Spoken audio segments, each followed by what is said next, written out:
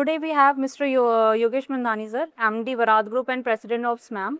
Okay, so sir, first of all, I have to ask the first question. How do you see the future demand and growth of the TMT steel sector in the upcoming years? Yeah. So as we all are aware about the infrastructure growth in India is taking place, but due to some geopolitical issues right now we are like at the back step. But the growth is going to happen. The infrastructure is going to build in India, and no one can stop from it. And of course, the steel sector, especially the construction steel, is going to be into the boom and is going to have a large consumption in the coming days. Sorry. Yeah. Yeah. Okay. Okay. Sir. Okay. So next we have to ask, as a president of the association, how do you see Maharashtra shares and contribution in the growth of India's overall steel industry? See, right now Maharashtra is the fourth largest steel producer in India, but with the exploration of mines and the new players and the existing players increasing their capacity, we will be soon be a second largest player. By within 4 years, we would be the second largest player in India for manufacturing of the finished steel. One best part of Maharashtra is that Maharashtra is the biggest marketplace in India, and that too is doubling with the ratio of with the rest of the states. So that what I mean to say is the consumption in Maharashtra as being a first state, highest, and the second highest. There is a big gap in that. So Maharashtra has a lot of potential, lot of infrastructure is going on. The government and the bureaucracy are very keen on development. Each and every part and parcel of the land is going into the development, not only with the infrastructure, but also the manufacturing sector, like automobile sector is going in a huge way. You will see nowadays there is a like semiconductor manufacturing facilities are being set up. Even if you see the lot of new industries.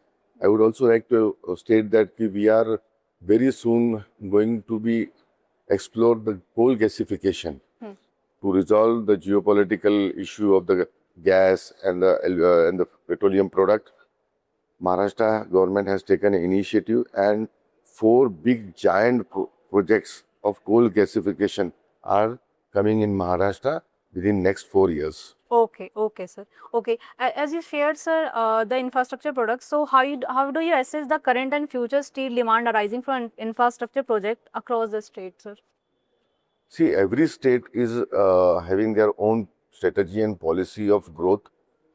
Maybe like some state may be very aggressive, some state may be very, but holistically speaking, in India, the growth is going to happen the way the population is moving, the way the per capita income is income of the each and every individual is growing. So definitely the per capita consumption of the steel has to increase, and it is seen now. Right now, we are almost like 110 per kg capita of income. Consumption of steel. So definitely there is a rise, and this rise is just because of the initiatives taken by the state governments, by the central government, and pushing towards the infrastructure. See, as the population increases, as the paying capacity of an every individual increases, definitely everyone would like to have a good infrastructure, good facility, and that is going to happen and is happening. Okay, and we in particular talk about Maharashtra state. So, sir, what is your See, I mentioned you about the Maharashtra is very aggressive. I also said that we are having a huge consumption of steel. It's the biggest marketplace. It is also the gateway of exports for the India, and lot of material is being exported. A specialty steel and the stainless steel is being exported from Maharashtra to the various countries. As it is being a hub of the agglomerates, the business tycoons, the corporates, all have their setups in Maharashtra. Maharashtra is driving the India's growth story.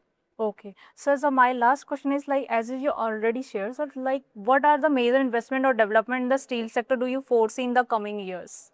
See, as today everyone in the panel was discussing about how the capacities of the big giants of the primary producers is going on, and they have roadmap it for the coming 5 years, how the capacities. Likewise, even in the pan India, the secondary steel capacities are also increasing in bits and pieces in every region. every backward rural region, the steel capacities from the secondary sectors are increasing. I would like to mention that firstly, we were like at a 5 ton, 10 ton of induction furnace. From last 5 to 10 years, we came into like 25, 35 and then 30 and then 40 ton induction furnace. Same way with the arc furnace. Now, it is very surprising to state that now the 60-ton induction furnace capacities have been introduced, have been installed in Maharashtra and in secondary steel sector. So likewise, the capacities of the secondary steel, see the beauty of the secondary steel is that in a very short duration of span, it can develop the capacity, it can increase its capacity because the resources available and the requirement is very limited, and that is possible. The technologies and the support from the government is pushing the secondary steel more faster than any other sector, so-called primary sector also. Okay, so my very last question is, in light of recent global geopolitical uncertainties and supply chain disruption, how prepared in the industry and the government to ensure the stability in raw material availability and steel production during crisis situation? Yeah. Yeah. See, every crisis brings the disruption Yeah, and sure. also brings the opportunity. So definitely this crisis, a geopolitical crisis, I feel that this has brought or will be bringing a big opportunity for the Indian steel industry, wherein Indian steel industry will be able to cater and get good quality of scrap from the international market.